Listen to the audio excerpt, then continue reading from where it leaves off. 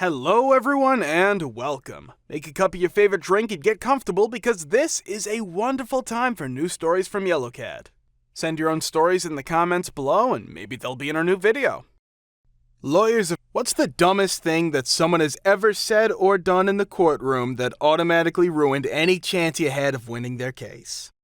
I represented a girl in an aggravated assault case. Got her a really good deal where the lead charge was dropped and she'd plead guilty to lesser charges and do 6 months on house arrest with electronic monitoring, and the ankle monitor also had to have an alcohol sensor. 1 month into her sentence, I get a call from her landlord saying she was arrested for a probation violation. Her ankle monitor detected her away from her house and that she had alcohol in her system 2 separate times, and it alerted her probation officer.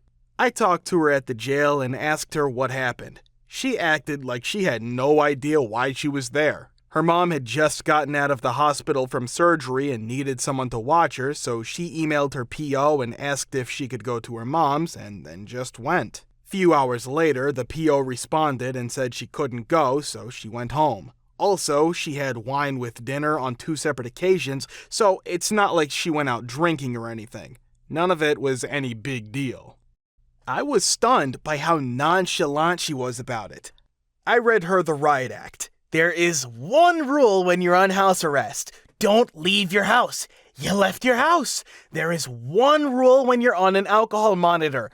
Don't drink alcohol. You drank alcohol twice. Her PO was recommending she be taken off house arrest and serve 6 months in jail. I told her the judge would probably accept that recommendation and there wasn't much I could do about it because her violations were major. We go to court for her resentencing hearing and I beg the judge to give her something less. I highlight all my client's positive qualities as reasons to grant leniency, along with the fact that she admitted her violations and was very forthcoming with her PO about it. The PO then piped up. When I asked her about the alcohol violations, she said she didn't know wine was alcohol. The judge was considering giving her a minimal sentence until he heard that. Completely blew apart my argument she was open and honest. He's been cheating on me. I found underwear that wasn't mine in his car. Hold on, there was no underwear. Yes, there was, and it was plus-sized. As you can see, I'm not a plus-sized lady. First of all, they weren't plus-sized, and second, Judge, wait, I thought you said there was no underwear. It flew in from the window? Divorce court is hilarious. Went to school with a guy who always carried a knuckle brace, illegal in Germany. Eventually, he got pulled over for not wearing a seatbelt and was caught with the KB sitting next to the radio. Police confiscated it and he had to appear in court for possession of an illegal weapon. He then went on to completely deny everything he was accused of, said the cops lied, he was being framed, etc. To prove that the KB didn't belong to him, he, in court, pulled out another one and put it on, claiming that this one is barely fitting him and it was way bigger than the one they found in his car.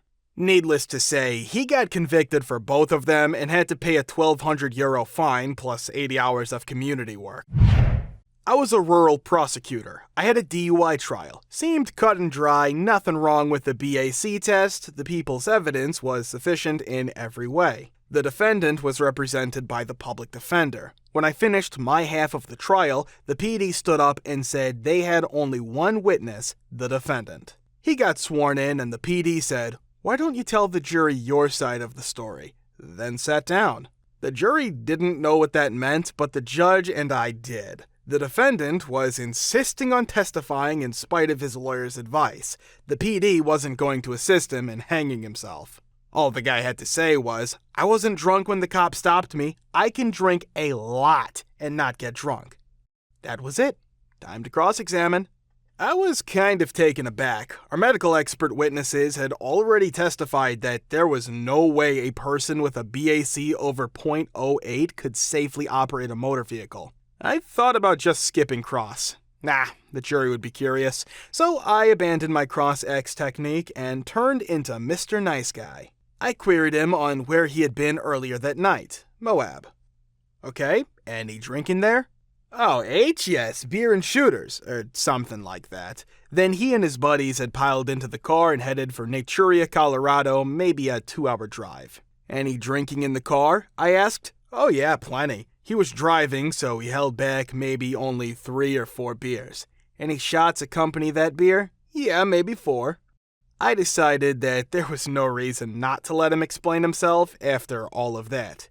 How is it that you weren't drunk? The defendant explained to the jury that he had heard all of the expert testimony, but even with a BAC of .20, he was sober and could safely operate a motor vehicle. That's just the way he was. That's why he was driving. Everyone else in the car was drunk. Okay then, I think I'm done. I thanked him for his testimony, congratulated him on his honesty, never done that before or since, and sat down. In summation, I mentioned that the case was not about what the defendant honestly thinks about his abilities. It was a test of evidence. On one side, you have a BAC and medical expert testimony on BAC as it relates to the defendant's ability to safely operate a motor vehicle. You can believe that the defendant is an honest man, I do, but you don't have to believe his conclusions about how drunk he was. Took the jury about 10 minutes to convict. The PD just left in disgust. I talked to the defendant, told him again that I appreciated his honesty. He said he knew he was likely to be convicted, but he wanted to tell his side of it regardless of the outcome. I don't know. He inconvenienced the jury and the court, but, he had a right to do that. I don't want to live in a nation whose legal code obliges you plead guilty in the face of overwhelming evidence. I think a citizen ought to be able to have his or her say before the state lays hands upon them. So, no, it wasn't a breakdown on the stand, just a man doing something he was entitled to. Tell his side. That wasn't a failure on his part. I think it was a success. I'm a citizen too, and I want that right if I ever come to trial. Not a lawyer, but I was waiting in court to give my buddy a ride home after his DUI sentencing. The guy who went up before him got sentenced to 60 days in county lockup. The idiot goes, "Whatever, I can do 60 days standing on my head." The judge says, "All right then, you can have another 60 for sitting on your A, 120 days. Client wouldn't stop whispering S to me during his trial. Now, it's common for clients to do that from time to time, but this imbecile liked the sound of his own voice and would not shut up. It was usually him telling me to bring up stuff that had already been covered. He would do this while the judge was talking directly at me. It was extremely distracting, and there was nothing I could do about it. I tried reasoning with him, I tried berating him, I once threatened to stab him with my pen, and I tried getting my boss, who was a friend of his, to talk to him, but he just liked telling me what to do. For example, the judge mentioned the $3,500 for concrete. It went thusly. Me, writes on pad $3,500 concrete. Him, don't forget about the concrete. Me, nods. Him, are you going to talk about the concrete? Me, yes. Him, tell him about the concrete. Me, taps the note I made about it. Him, you need to talk about the concrete. Me, underlines it. Him, bring up the concrete. Me, underlines it aggressively. Him, don't forget the concrete. Me, be quiet. Him, but the concrete? Me, shut up and let me do my job. This was all whispered in the middle of the trial. What an idiot. Whenever I tried talking about it during breaks, he'd giggle. Eventually, I said, "You are the stupidest person I've ever met. I'm here to help you, and you're giggling while actively making it difficult for me." He just giggled more. In the end, the judge denied part of his claim, so the client got about $20,000 less than he should have. He was crying after he heard that. I told him that I thought the judge erred and I could probably get his $20,000 on appeal, but I wouldn't do it because he's such a dumb A. I have seen dozens of parties completely destroy any chance they had of winning a case with one stupid statement or action. Fortunately, most of them have been the opposing parties and not my clients, but not all. The best was a domestic violence restraining order hearing I witnessed while I was waiting for my client's hearing to be called. A wife had filed a restraining order against her husband, and the wife had retained an attorney while the husband elected to represent himself. The wife testified first, and despite her attorney's best efforts, none of her testimony alleged that her husband had actually committed any real violence or abuse. Basically, she had filed the restraining order because he called her an effing bee while they were having a heated argument. After he had finished asking her questions, the wife's attorney was clearly dejected, and it was obvious to everyone in the courtroom that the restraining order was about to be dismissed. The judge's body language made it clear that she didn't believe there was anything to warrant a restraining order, but she asked the husband if he had any questions for the wife, meaning he was being given the opportunity to cross-examine her. The husband took this to mean could ask any question whatsoever that he wanted, so he immediately asked her if she had an affair with some other guy. The wife answered no before her attorney was able to object, and this sent the husband into a rage. He screamed that his wife was a lying bee and lunged towards the witness stand like he was going to attack her. Fortunately, the bailiff tackled him before he could get there, and he was led away in handcuffs. Needless to say, the restraining order was granted. But if the husband had just shut the H up and not asked a single question, the court would have absolutely ruled in his favor. A few others. In another restraining order case, my client had video of his neighbor running up and punching him in the face multiple times for no apparent reason. I submitted the video as evidence and had sent a copy to the neighbor along with the other evidence I was lodging with the court. The neighbor ended up hiring a high-priced attorney prior to the restraining order hearing. I was a new attorney working for peanuts.